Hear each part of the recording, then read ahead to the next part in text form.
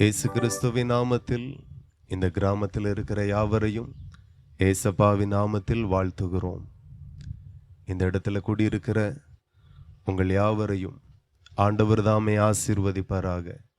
உங்கள் துக்கம் சந்தோஷமாய் மாறும் என்று சொன்ன தேவனுடைய வார்த்தை உங்கள் மேலையும் உங்கள் குடும்பத்தின் மேலையும் நிறைவேறுவதாக. பல சூழ்நிலைகளிலே இந்த இடத்துல இருக்கிறீர்கள். உங்கள் தெருவில் ஒரு 10-15 நிமிடங்கள் ஜெபம் நடக்கிறது. நோய்வாய்ப்பட்டவர்கள், சேவனை போராட்டத்தில் இருக்கிறவர்கள், பிசாசின் கட்டுகளில் இருக்கிறவர்கள், மாந்திரிக கட்டுகளில் இருக்கிறவர்கள், சேவனையின் போராட்டத்தில் இருக்கிறவர்கள் யாராகிலும் இருப்பீர்களானால் இந்த ஜெபத்தில் நீங்கள் பங்கெடுங்க. நிச்சயம் கர்த்தர் உங்களை விடுவிப்பார். ஆண்டவருடைய வார்த்தை சொல்லுகிறது, குமாரன் விடுதலை செய்தால் அது மெய்யான விடுதலை என்று சொல்லி. ஆகவே இந்த இடத்தில் நடக்கிற ஜெபத்தில் உங்களை அன்பாய் அழைக்கிறோம். நீங்க விசுவாசத்தோடு வருவீர்களானால் கர்த்தர் உங்களுக்கு அற்புதங்களை செய்வார். நீ விசுவாசித்தால் தேவனுடைய மகிமையை காண்பாய் என்று ஆண்டவர் சொல்லி இருக்கிறார். இந்த நாள் உங்களுக்கு அற்புதத்தின் நாள், இந்த நாள் உங்களுக்கு விடுதலையின் நாள் என்று நாங்கள் விசுவாசத்தோடு சொல்லுகிறோம்.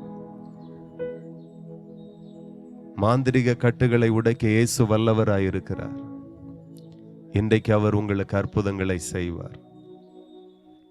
அன்புள்ள தகப்பனே, எங்கள் பரலோக பிதாவே, மிகுந்த ஆசீர்வாதமான இந்த மாலை நேரத்தில் இந்த கிராமத்தில் உம்முடைய நாமத்தை அறிவிக்கும்படி நாங்கள் வந்திருக்கிறோம். இந்த ஜெபத்தில் ஆண்டவரை விசுவாசித்து வருகிற ஒவ்வொரு பேருக்கும் அற்புதங்கள் நடப்பதாக, விடுதலை உண்டாவதாக, ஜனங்கள் ஆசீர்வதிக்கப்படட்டும். கர்த்தருடைய ஆவியானவர் இந்த இடத்துல வந்து பேசுங்க. இந்த இடத்தில் நடக்கிற சுவிசேஷ கூடுகை பரலோக தேவனுக்கு மகிமையாக இந்த பூமியில் இருக்கிற அந்த ஜனங்களுக்கு ஆசீர்வாதமாக மாறட்டும்.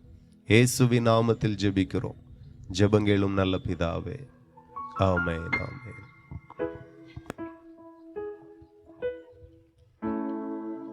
Jesus.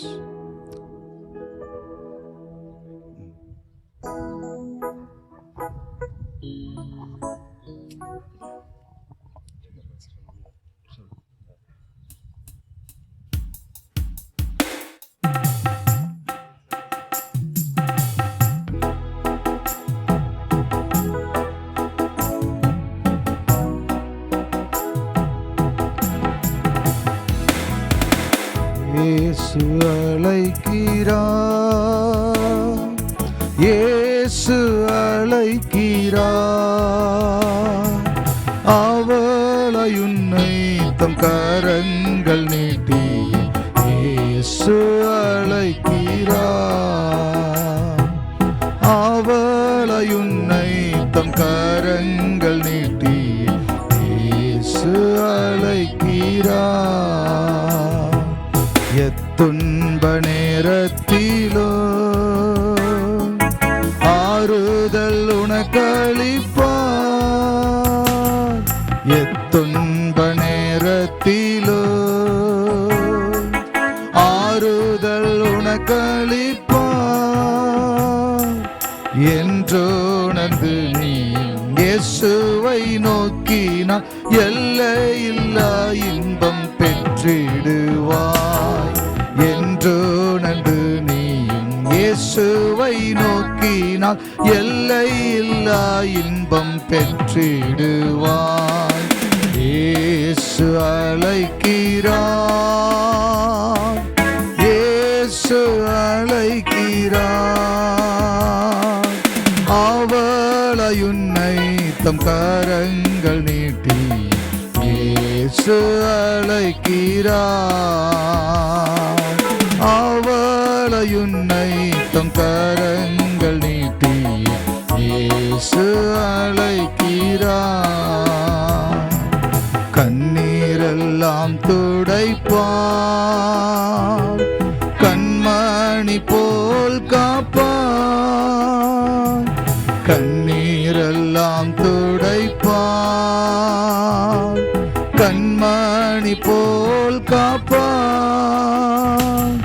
கார்மேகம் போன்ற கஷ்டங்கள் வந்தாலும் கருத்துடன் உன்னை காத்திடவே.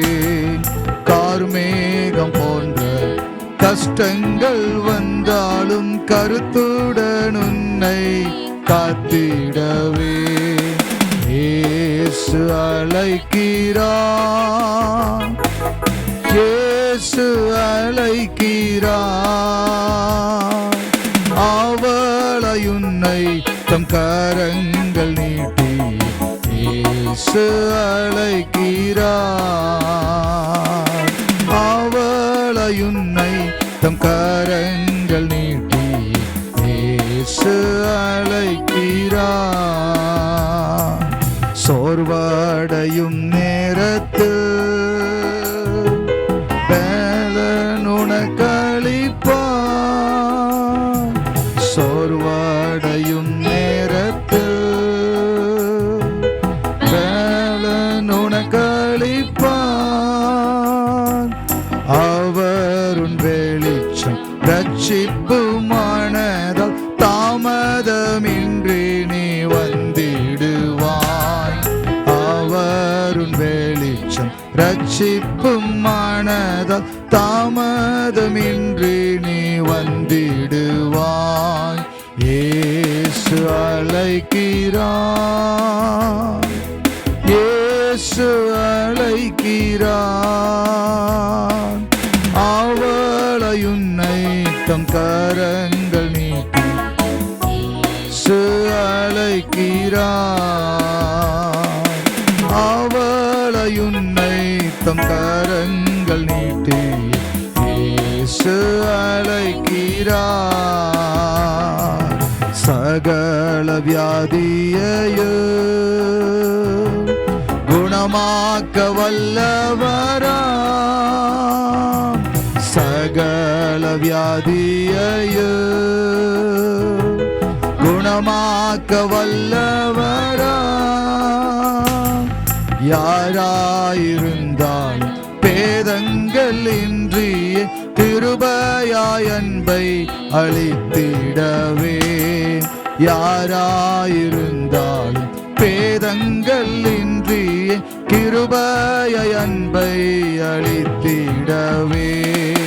இயேசு அழைக்கிறார்,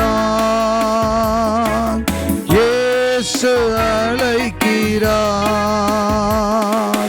அவளை உன்னை தம் கரங்கள் நீட்டி இயேசு அழைக்கிறார். அவளை உன்னை தம் கரங்கள் நீட்டி இயேசு அழைக்கிறார்.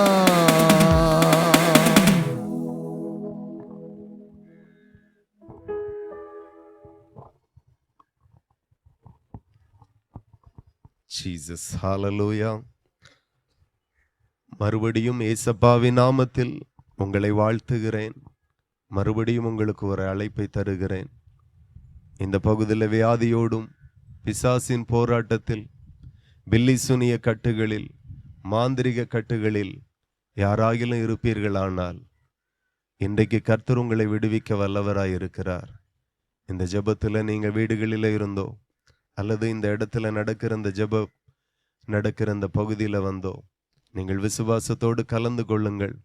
இன்றைக்கே கர்த்தர் உங்களுக்கு அற்புதங்களை செய்ய அவர் வல்லவராயிருக்கிறார். அவரிடத்தில் வருகிற ஒருவரையும் அவர் புறம்பே தள்ளுகிறவர் அல்ல. நீ விசுவாசித்தால் தேவனுடைய மகிமையை காண்பாய் என்று ஆண்டவர் சொல்லியிருக்கிறார். ஆகவே நிச்சயமாய் நான் இந்த இடத்தில் நடக்கிற ஜெபத்தில் பங்கெடுப்பேன். என்னுடைய மாந்திரிக கட்டுகள் உடையும், சேவனைகள் மாறும், என் வியாதிகள் மாறும் என்று நீங்கள் விசுவாசிப்பீர்களானால் நீங்கள் அற்புதத்தோடு கூட தான் இந்த இடத்திலிருந்து கடந்து போவீர்கள் என்று நான் மறுபடியும் உங்களோடு கூட பேசுகிறேன். தேவனுக்கு மகிமை உண்டாகட்டும். உங்கள் நடுவிலே வேதத்தில் இந்த உலகம் எங்கிலும் இருக்கிற ஜனங்களுக்கு சொல்ல வேண்டும் என்கிற கட்டளையை இயேசு கிறிஸ்து எங்களுக்கு தந்திருக்கிறார். அந்த வேத பகுதியை தான் நான் உங்களுக்கு வாசித்து பிரசங்கிக்கும்படி நான் விரும்புகிறேன். தூரத்தில் இருந்தும் வீடுகளில் இருந்தும் ஒரு 15 நிமிடங்கள் உங்கள் நடுவிலே நான் பேச விரும்புகிறேன்.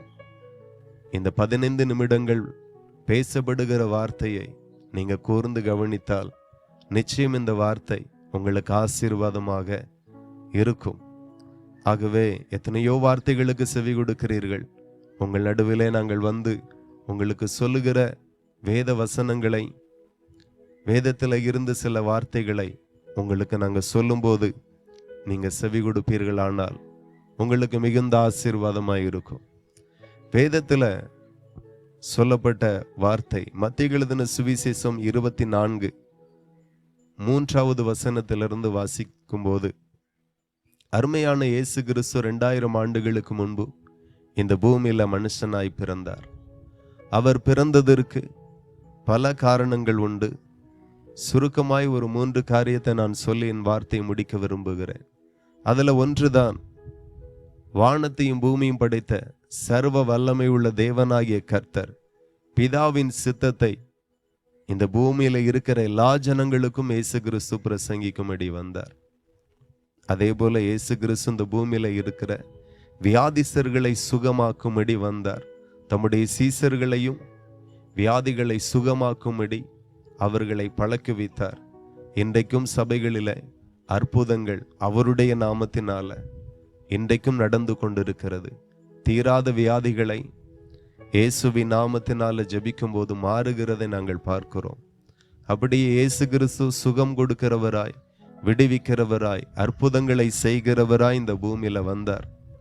அதோடு கூட மாந்திரிக கட்டுகளில சிக்கியிருக்கிற ஜனங்களை விடுவிக்கும்படி வந்தார். பிசாசின் போராட்டத்தில் அகப்பட்ட ஜனங்கள், இந்த பூமியில எத்தனையோ பேர் பிசாசின் போராட்டம், பல காரியத்தை செய்து பார்க்கிறார்கள், விடுதலை இல்லை, சுகம் இல்லை. அப்படிப்பட்ட மோசமான நிலையில இருக்கிற ஜனங்களை ஆண்டவர் விடுவிக்கும்படி வந்தார். ஆண்டவர் சுகமாக்கும்படி வந்தார். அவர் சுகமாக்கும்படி வந்தார். அப்படியே இந்த பூமியில நீங்க என்ன சூழ்நிலைகளில் இருந்தாலும் கர்த்தர் உங்களுக்கு அற்புதங்களை செய்ய அவர் வல்லவராய் இருக்கிறார். மாந்திரிக கட்டுகள், ஒரு மனுஷனுக்கு 5 வருஷம் 7 வருஷம் என்று சொல்லி மாந்திரம் பண்ணினா அதை உடைக்க யாராலையும் முடியாது. ஆனா வேதத்தில் ஆதாரம் இருக்கிறது. ஆண்டவர் சொல்லுகிறார், அந்த கட்டுகளை உடைக்க அவர் வல்லவராயிருக்கிறார். ஆகவே விசுவாசிங்க. 2000 ஆண்டுகளுக்கு முன்பதாக இயேசு கிறிஸ்து இப்படிப்பட்ட பிசாசின் போராட்டத்தில், மாந்திரிக கட்டுகளில பைத்தியங்களாய் அலைந்த எத்தனையோ பேரை ஆண்டவர் சுகமாக்கினார். அந்த இயேசு இன்றைக்கும் உயிரோடு கூட இருக்கிறார். அதோடு கூட கடைசி காலத்தை குறித்து ஆண்டவர் சொன்னார். அதை தான் நான் உங்களுக்கு வாசித்து காட்ட விரும்புகிறேன். இயேசு கிறிஸ்து இந்த பூமியில இருக்கும்போது அவருடைய சீசர்கள் அவரிடத்துல கேட்டார்கள், உலகத்தின் முடிவுக்கும் உம்முடைய வருகைக்கும் என்ன அடையாளம் என்று சொல்லி 2 காரியத்தை அவரிடத்துல கேட்டார்கள். ஒன்று, உம்முடைய வருகை. இயேசு கிறிஸ்து 2000 ஆண்டுகளுக்கு முன்பதாக இந்த பூமியில மனுஷனாய் வந்தார். அதோடு முடியல, மறுபடியும் அவர் வருவார் என்று அவர் சொல்லி இருக்கிறார். அது எப்போ நடக்கும் அப்படின்னா அந்த பூமியின் கடைசி நாட்களிலே நடக்குமா. அதை தான் ஆண்டவருடைய சீசர்கள் இயேசு கிறிஸ்துவினிடத்தை கேட்டார்கள், உம்முடைய வருகைக்கும் உலகத்தின் முடிவுக்கும் அடையாளம் என்ன, எங்களுக்கு சொல்ல வேண்டும் என்று சொல்லி கேட்டார்கள். இந்த பூமியில 2000 ஆண்டு வருஷம், இன்னைக்கு 2025 இருக்கிறோம். 2000 வருஷத்துல ஒரு காரியம் பரவலாக பேசப்பட்டது. என்ன அப்படின்னா 2000 உலகம் அழிஞ்சிருமா அப்படிங்கிற ஒரு பதட்டம் எல்லாருடைய இருதயத்திலும் இருந்தது. ஆனால் இன்னைக்கு 2025 வருடம் ஆயிற்று. ஆனால் ஒரு சயின்டிஸ்ட் இவ்வண்ணமாய் சொன்னார், இன்னும் ஒரு 100 வருஷம் கூட அந்த பூமி போகாது. பூமி அழிவை நோக்கி போய்கொண்டிருக்கிறது. பூமிக்கு ஆபத்து. பூமி வெப்பமயமாகி கொண்டிருக்கிறது. இப்படி நிறைய பூமி அழியக்கூடிய நிறைய ஆராய்ச்சிகளில ப்ரூஃபாய் இருக்கிறது. ரொம்ப நாளைக்கு இந்த பூமி ஓடாது. அதை தான் இயேசு கிறிஸ்து 2000 ஆண்டுகளுக்கு முன்பதாக சொன்னார், என்னுடைய வருகைக்கும் இந்த பூமியினுடைய முடிவுக்கும் என்ன அடையாளம் என்கிறதை சபை, இந்த பூமியில் உள்ள மக்கள் புரிந்து கொள்ள வேண்டும். அதை ஆண்டவர் சொன்னார். அப்ப என்ன அடையாளம் இயேசு கிறிஸ்துனுடைய வருகைக்கும் இந்த பூமியினுடைய முடிவுக்கும் அப்படின்னு பார்த்தீங்கன்னா, முதல் அடையாளம், யுத்தங்களையும் யுத்தங்களின் செய்திகளையும் கேள்விப்படுவீர்கள் நீங்க சின்ன வயசுல இருந்தே இதுவரையிலும் நிறைய யுத்தங்களை நீங்க கேள்விப்பட்டிருங்க. இன்றைக்கும் ஏதோ ஒரு தேசத்தோடு யுத்தம் பண்ணி கொண்டுதான் இருக்கிறது. தினந்தோறும் நம்ம வீட்டில இருந்தே கேள்விப்படுகிறோம், வீட்டில இருந்தே பார்த்து கொண்டே இருக்கிறோம். தேசங்களுக்குள்ளாய் சண்டை, யுத்தங்கள், இரத்தம் சிந்துதல். இந்த உலகத்தில் இருக்கிற எல்லா நாடுகளும் வைத்திருக்கிற ஆயுதங்களை பார்த்தீங்கன்னா, இந்த பூமியை 400 முறை அழிக்கலாமா அவ்வளோ ஆயுதங்களை வைத்திருக்கிறார்கள். அந்த ஆயுதங்களை வைத்து ஒரு தேசத்தை இன்னொரு தேசம் தாக்குகிறது. பல தேசங்களில் யுத்தங்களை நாம கேள்விப்படுகிறோம். இது செய்தி மாத்திரமல்ல, இது இயேசு கிறிஸ்து மறுபடியும் இந்த பூமியில வருவார் என்கிறதற்கான அடையாளம். அடுத்தபடியாய் சொல்லப்பட்டிருக்கிறது, ஜனத்துக்கு விரோதமாய் ஜனம், ராஜ்யத்துக்கு விரோதமாய் ராஜ்யம் எழும்பும் என்று சொல்லி. இதுவும் அவ்வப்போது நடந்து கொண்டிருக்கிறது.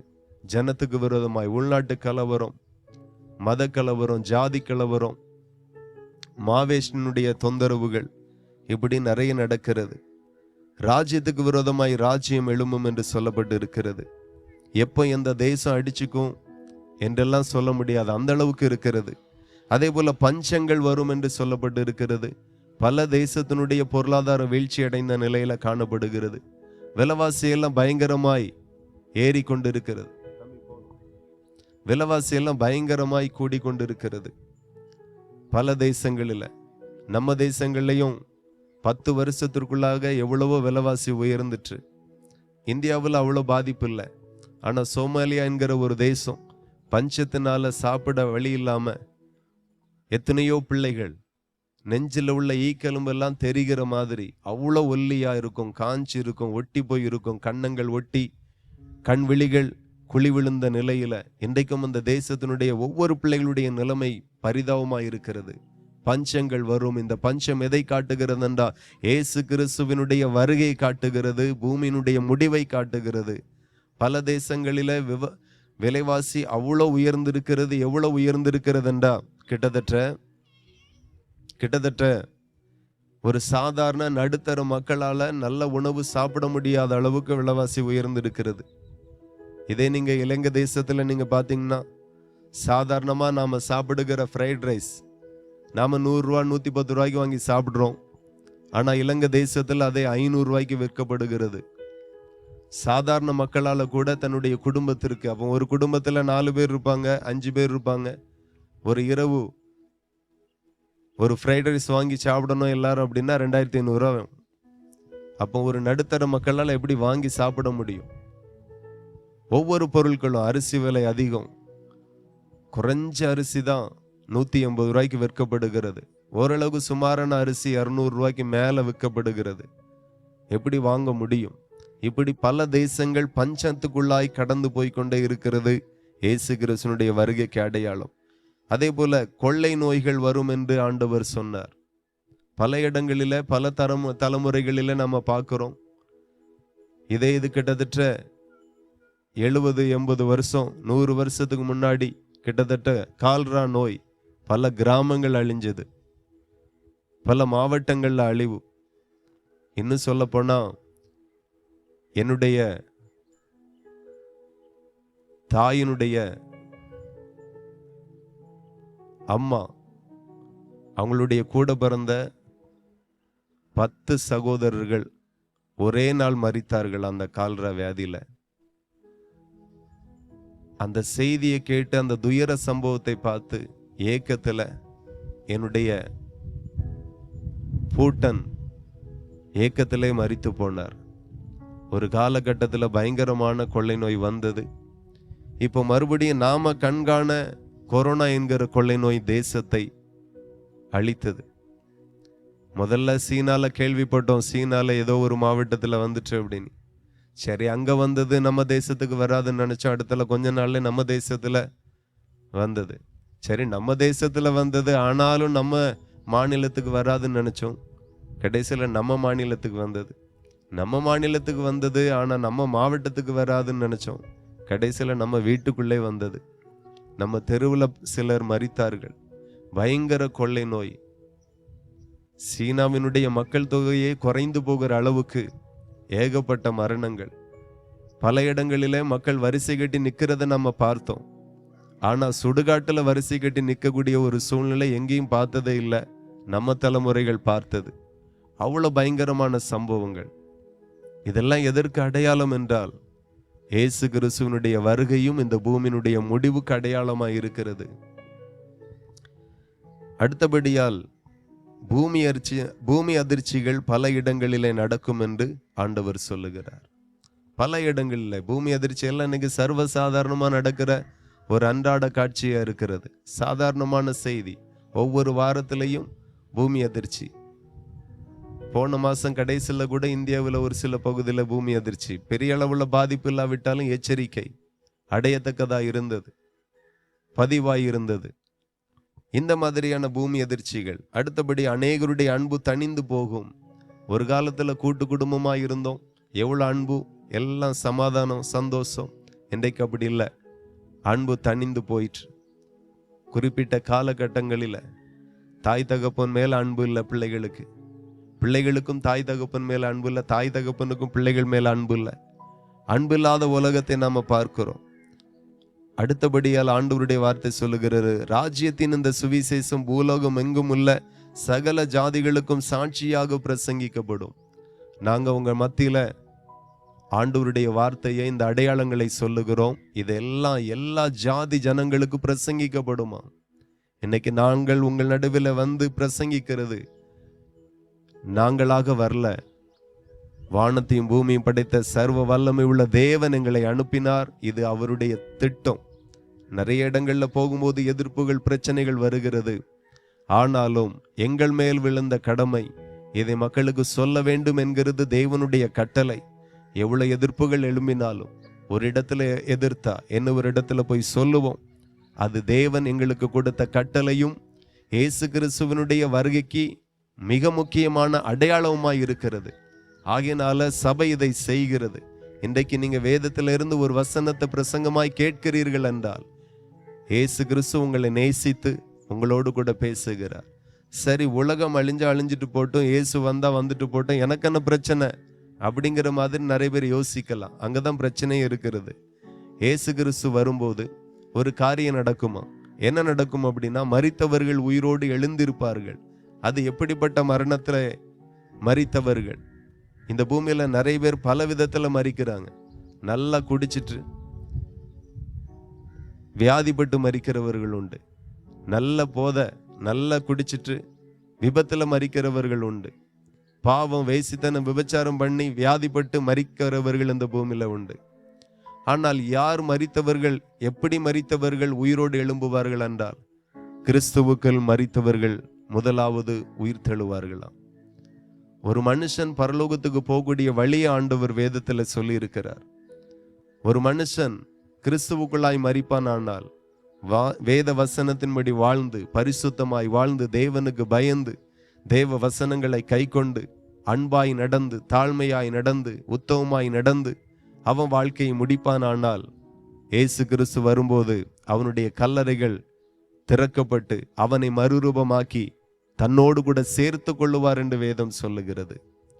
அதுக்கு பிற்பாடு உயிரோடு இருக்கிற நாமும் மறுரூபமாக்கப்பட்டு அவரோடு சேர்த்து கொள்ளப்படுவோம் என்று வேதத்தில் சொல்லப்பட்டிருக்கிறது. அப்ப ரெண்டு காரியம் நடக்கும். ஒன்று, மரித்தவர்கள் முதலாவது உயிர் தெழுவார்கள். பிற்பாடு உயிரோடு இருக்கிறவர்கள், பரிசுத்தமாய் நடக்கிறவர்கள், உண்மையாய் வாழுகிறவர்கள், உத்தமமாய் வாழ்ந்தவர்கள், ஒரே மனைவியோடு ஒரே கணவனோடு உத்தமமாய் குடும்பத்தை நடத்தினவர்கள், தேவ பயத்தோடு நடந்தவர்கள், பிறருக்கு தீமை செய்யாமல் வாழ்ந்தவர்கள், அவர் வருகையில அவர் மறுரூபமாக்குவார். ஆகையினால நான் உங்களுக்கு சொல்லுகிறேன், வாழ்க்கை பரிசுத்தமாய் இருப்பதாக. உண்மையும் உத்தமமாய் வாழுங்க, பரிசுத்தமாய் வாழுங்க. இன்றைக்கு நாம நிறைய பேர் என்ன நினைக்கிறோம்னா, தேவன் இடத்துல எனக்கு ஏதாவது கிடைக்குமா, என் வியாதி அவர் சுகமாக்குவாரா, என் கஷ்டங்களை அவர் தீர்ப்பாரா, இப்படியெல்லாம் நாம ஆண்டவரை நோக்கி பார்க்கிறோம். உங்களுடைய தேவைகளை அவர் சந்திப்பார், உங்களை ஆசீர்வதிப்பார். அதே போல அவர் உங்களிடத்துல என்ன விரும்புகிறார் அதை நீங்க பார்க்கணும்.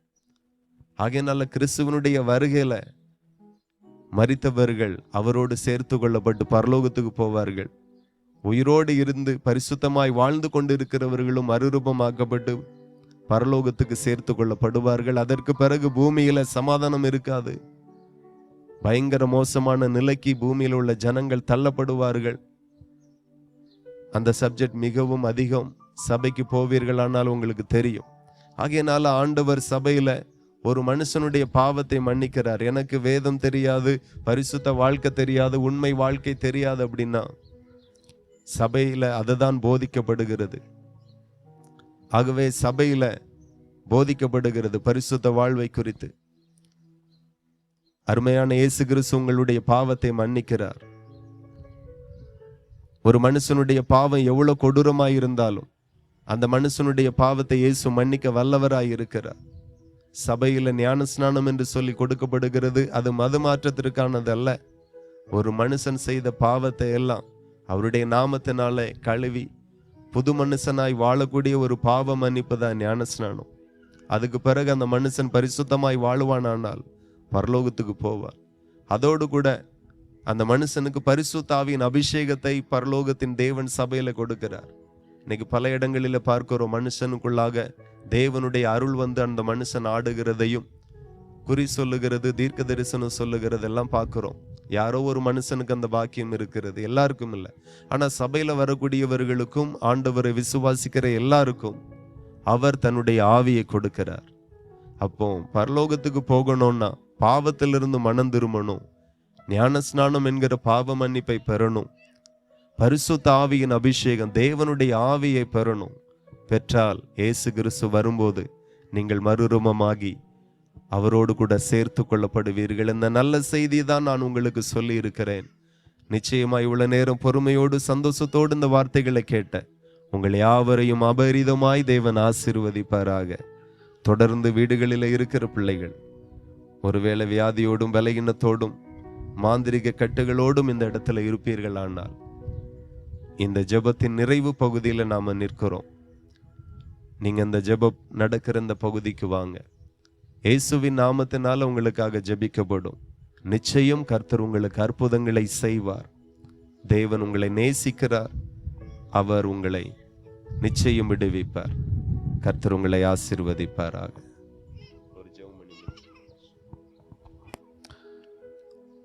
நன்றி இயேசப்பா, உம்மை நாங்கள் நன்றியோடு துதிக்கிறோம் அப்பா. நீ நல்லவர். வீடுகளிலே நீங்கள் இருக்கிற இடங்களிலே கூட உங்கள் இருதயத்தில் கரங்களை வைத்து கொண்டு இப்பொழுது ஜெபிக்கிற ஜெபத்தில் நீங்கள் பங்கு கொள்ளுங்க. இயேசு கிறிஸ்து அவர் கிறிஸ்தவர்களுக்கு மட்டும் தேவன் அல்ல. இந்த உலகத்திலே மனிதனாய் பிறந்த ஒவ்வொருவனையும் மீட்டுக்கொள்ள வந்த மீட்பராகிய இயேசு கிறிஸ்து, இரட்சகராகிய இயேசு கிறிஸ்து, எல்லாருடைய பாவத்திற்காக தன்னையே பலியாக்கின தேவ ஆட்டுக்குட்டியாகிய இயேசு கிறிஸ்து. ஆகவே உங்களையும் அவர் பிள்ளையாக பார்க்கிறார், எல்லாரையும் பிள்ளையாக பார்க்கிறார். ஆகவே உங்களுடைய பாரங்கள், பிரச்சனைகள் எதுவாக இருந்தாலும் ஒரு நிமிடம் இருதயத்தில் கரங்களை வைத்து கொள்ளுங்க. இருக்கிற இடங்களில் ஜெபிங்க. நாங்கள் அனைவருமாக உங்களுக்காக நாங்கள் ஜெபிக்கிறோம். இயேசு கிறிஸ்து அற்புதத்தை செய்கிற தேவன். உங்களுடைய இருதயத்தில் இப்பொழுது ஒரு சமாதானத்தை நீங்கள் உணருவீர்கள். இயேசு என்கிற நாமத்தை, அந்த பெயரை சொல்லும் பொழுதே ஒரு சமாதானம் உங்கள் இருதயத்திலே ஊற்றப்படும். ஒரு சமாதானம் இருதயத்திலே ஊற்றப்படும். எல்லா பாரங்களும் அகன்று போகும். வானத்துக்கும் பூமிக்கும் சகல அதிகாரமுடைய எங்கள் பரலோக ராஜாவே, இயேசு கிறிஸ்துவின் நாமத்தினாலே உம்முடைய சமூகத்திலே நாங்கள் வருகிறோம் அப்பா. யார் யாரெல்லாம் தூர இடங்களிலே இருக்கிற இடங்களிலே இருந்து கொண்டு உம்மை நோக்கி பார்க்கிறார்களோ, ஆண்டவரே உம்முடைய வார்த்தை சொல்லுகிறது, அவர்கள் அவரை நோக்கி பார்த்து பிரகாசம் அடைந்தார்கள், அவர்களுடைய முகங்கள் வெட்கப்படவில்லை என்று சொல்லி, ஆமாண்டவரை உம்மை நோக்கி பார்த்து கொண்டு இருக்கிற ஒவ்வொரு முகத்தையும் பிரகாசிப்பிக்க பண்ணும்படியாக ஜெபிக்கிறோம். எல்லா அவங்க குடும்பத்திலே அவங்களுடைய உள்ளத்தில் இருக்கிற அந்தகார இருள் இயேசுவின் நாமத்தினாலே மறைந்து போவதாக. இயேசுவின் நாமத்தினாலே ஒரு தெய்வீக தொடுதல் உண்டாவதாக. எந்தெந்த இடத்திலெல்லாம் வியாதி இருக்கிறதோ அந்த வியாதிப்பட்ட இடத்தை பார்த்து நாங்கள் ஜெபிக்கிறோம். இயேசு கிறிஸ்துவின் நாமத்தினாலே இயேசு கிறிஸ்துவின் தழும்புகளாலே சுகமுண்டாவதாக. இருதயத்தை அழித்து கொண்டு இருக்கிற எல்லா பாரங்கள் மறைந்து போவதாக இயேசுவின் நாமத்தினாலே. ஆண்டவரே ஸ்தோத்திரம். நிறைய பேருக்கு தூக்கம் இல்லாத இரவுகள், எனக்கு தூக்கம் சரியாக வருவதில்லையே என்று சொல்லி அங்கலாய்த்து கொண்டு இருக்கிற தீய சொப்பனங்கள் வருகிறது, யாரோ என்னை துரத்துவது போல இருக்கிறது என்று சொல்லி தீய சொப்பனங்களினாலே தூங்க முடியாதபடி தவித்து கொண்டு இருக்கிற ஒவ்வொரு பிள்ளைகளுக்காக ஜெபிக்கிறோம் இயேசுவின் நாமத்தினாலே. இப்பொழுது அதற்கு பின்பாக கிரியை செய்கிற எல்லா அந்தகார வல்லமைகளை இயேசுவின் நாமத்தினாலே அப்புறப்படுத்தி ஜெபிக்கிறோம் அப்பா, அப்புறப்படுத்தி ஜெபிக்கிறோம் ஆண்டவரே. தெய்வீக சமாதானம் உண்டாவதாக, நல்ல ஒரு நித்திரையை தருவீராக அப்பா. கர்த்தாவே ஸ்தோத்திரம். பாவ பாரங்கள் எல்லாம் அகன்று போவதாக இயேசுவின் நாமத்தினாலே. கர்த்தாவே இந்த ஜபத்திலே கலந்து கொண்டு இருக்கிற ஒவ்வொரு பிள்ளைகளையும் இயேசு கிறிஸ்துவின் நாமத்தினாலே உம்முடைய நாமத்தினாலே நாங்கள் ஆசீர்வதிக்கிறோம். அவங்க ஆசீர்வதிக்கப்பட்டவர்களாக இருப்பார்களாக. எல்லாவரையும் ஆண்டவரே உம்முடைய திருக்கரத்தில் நாங்கள் ஒப்பு கொடுத்து ஜெபிக்கிறோம். இந்த நேரத்திலே கூட ஆண்டவரே அப்பா, இதுவரை பொறுமையாக இந்த வார்த்தைகள் எல்லாம் கேட்டு உள்வாங்கி காரியம் இப்படியாக இருக்கிறதா என்று ஆண்டவர் இருதயத்தில் சிந்தித்து கொண்டு இருக்கிற ஒவ்வொரு இருதயங்களையும் உடைய கரத்தில் கொடுக்கிறோம். தேவன் தாமே ஆண்டவரே ஸ்தோத்திரம் அப்பா. ஆண்டவரே ரட்சிக்கப்படுகிறவர்களை கர்த்தர் அனுதினமும் சபையிலே சேர்த்து கொண்டு வந்தார் என்ற வசனத்திற்கு நாங்கள் ஒவ்வொரு வேரையும் நாங்கள் ஒப்பு கொடுத்து நாங்கள் ஜெபிக்கிறோம், ஒப்பு கொடுத்து ஜெபிக்கிறோம். தேவன் ஒரு மாற்றத்தை உண்டு பண்ணுவீராக. வாழ்க்கை தலைகளாய் மாறட்டும் அப்பா, வாழ்க்கை தலைகளாய் மாறட்டும். அநேக நாட்கள் சமாதானம் இல்லாமல் தவிர்த்து கொண்டு இருக்கிற வாழ்க்கையிலே சமாதானம் உண்டாவதாக திருக்கரம் தாங்கி வழி நடத்தட்டும். ஆசீர்வதிக்கவே ஆசீர்வதி. இயேசு கிறிஸ்துவின் நாமத்தில் ஜெபிக்கிறோம் நல்ல பிதாவே, ஆமென், ஆமென். என் ஆத்துமாவே கர்த்தரை ஸ்தோத்திரி, முழுமையுடைய பரிசுத்த நாமத்தை ஸ்தோத்திரி. என் ஆத்துமாவே கர்த்தரை ஸ்தோத்திரி, கர்த்தர் செய்த சகல உபகாரங்களையும் மறவாதே. ஆமென், ஆமென்.